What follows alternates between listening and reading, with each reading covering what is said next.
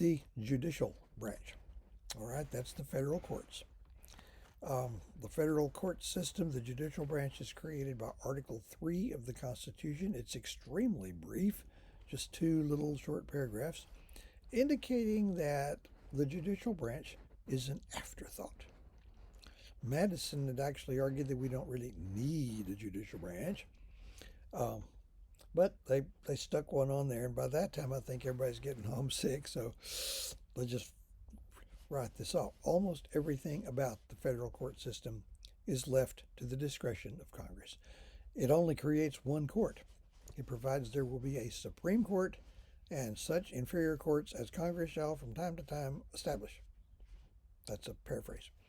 Okay, continuing with the judicial branch. Actually, I went a little bit over time in recording the previous video, but I had done about a minute on the judicial branch, and I found a way where I can use that as the start of this video, and I don't know exactly where I left off, but I believe we were discussing the fact that virtually everything about the judicial branch is at the discretion of Congress. Okay? The Supreme Court is the only court established by the Constitution, and it just says in the first paragraph of Article III that the judicial power of the United States should be vested in one Supreme Court and such inferior courts as Congress may from time to time ordain and establish. Got the Supreme Court. Now, what its jurisdiction is going to be? Now, the second paragraph establishes what is known as the original jurisdiction of the court. That doesn't mean just what it had at the start. A case that originates in a court. It has not been carried on appeal from a lower court.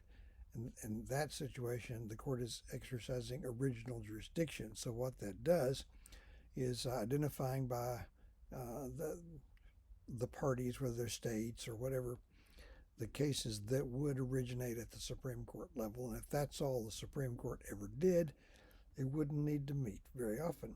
But how many members or justices the court would have, that's up to Congress. And we'll be talking about that here in just a second.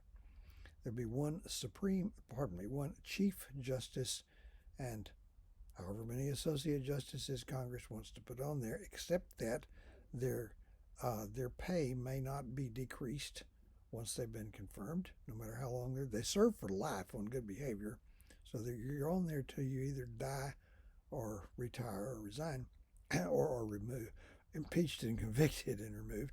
And don't think that's ever happened.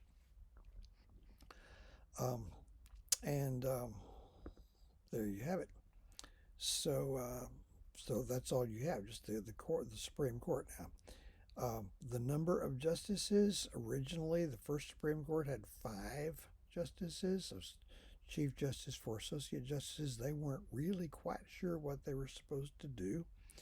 The court didn't have a building at first. Since the first capital was New York City and they moved it fairly soon down to Philadelphia, they were borrowing a chamber that belonged to the Pennsylvania Supreme Court, and they got kicked out when the Pennsylvania Supreme Court got ready to begin its session. So the 1790s, we ran through 3 Chief Justices in the 1790s, and there have only been 13 more since. Okay. So the number of justices bounced around. It was 10 at one point. They realized, you know what, this does need to be an odd number. In the year 1810, it was fixed at 9. Thus it has remained, except for one brief aberration since. Now, there's been a lot on the news lately because one of our political parties is so convinced that the judiciary belongs to them by right, and that if they do not have they see the court as a political branch, which it is not. It must never be. They assume that it is, regardless. But there's been talk of packing the court by adding justices, which Congress could legally do. But they say it's been 9 for 150 years, since the late 1860s.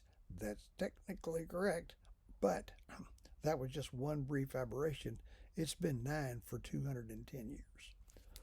The aberration came after the Civil War, when a extremely unpopular president named Andrew Johnson, I mean, you got a Southerner began to be president when Lincoln was assassinated at the end of the war, 2 vacancies opened up on the court, and to keep him from filling them, Congress reduced the size of the court from 9 to 7, erasing the vacancies.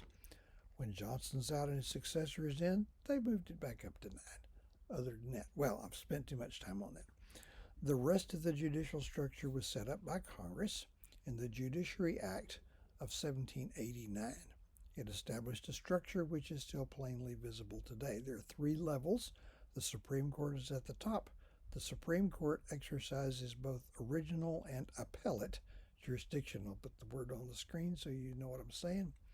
When a court hears a case carried on appeal from a lower court, it is exercising appellate jurisdiction. If the case originates with that court, it's exercising original jurisdiction. Okay, so we'll leave the middle level till later. We'll go to the bottom, and those would be federal district courts. A federal judicial district is the geographic area within which that court has jurisdiction, that word referring to the authority of a court to hear a case. All right? Judicial districts cannot cross state lines because people were afraid of getting caught up in the federal court system and having to travel to some distant state to have their case tried. So that rule is still in effect. They have to be kept within state lines. Texas has something like, I think 5, I could be wrong, federal judicial districts. District courts only exercise original jurisdiction. They do not hear appeals. Okay? The main thing that's changed since then is just the number of them, the number of district courts and judicial districts. The middle layer are called courts of appeals. Okay? They used to be called, still sometimes called, circuit courts.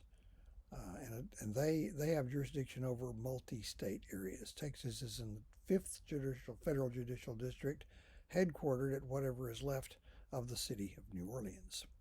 Okay, with courts in that's where it's headquartered, but there are courts in Texas as well, several of them. These courts of appeals only exercise appellate jurisdiction.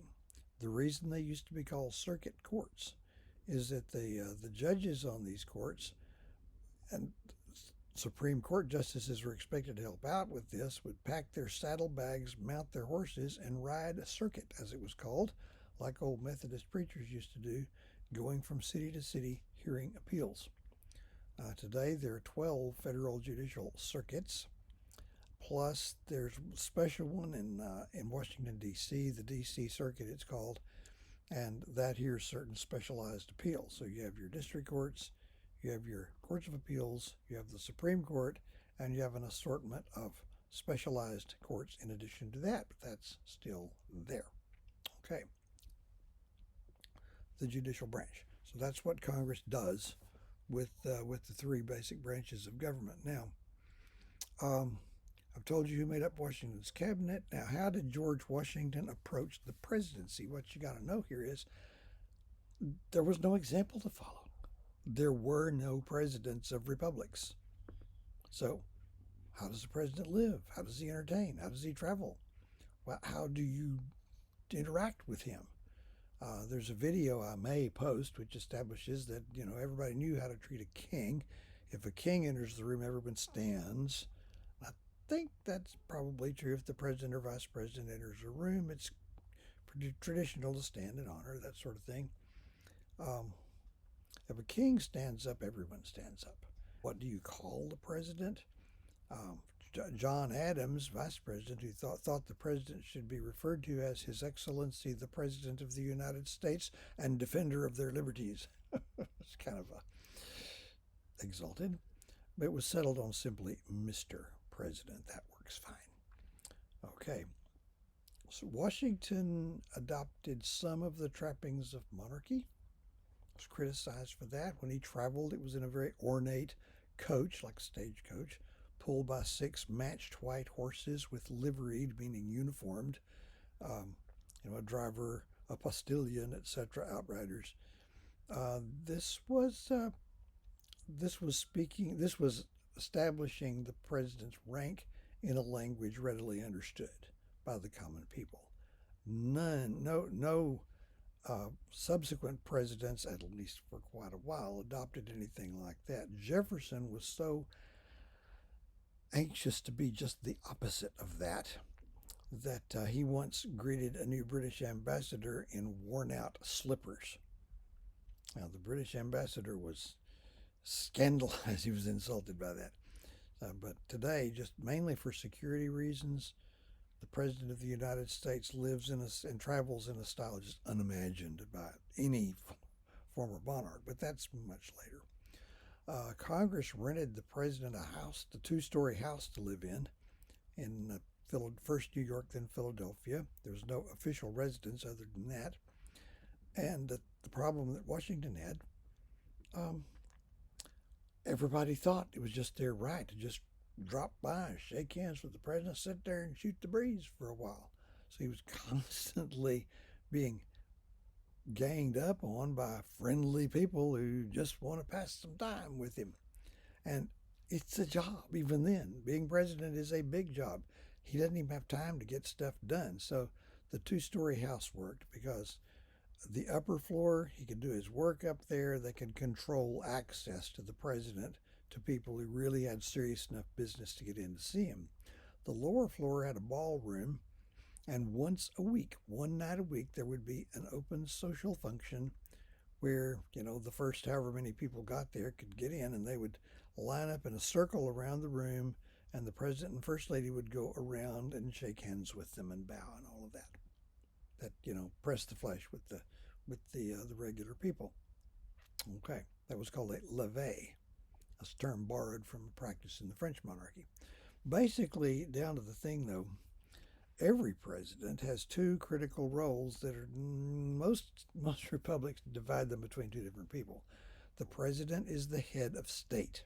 That's ceremonial.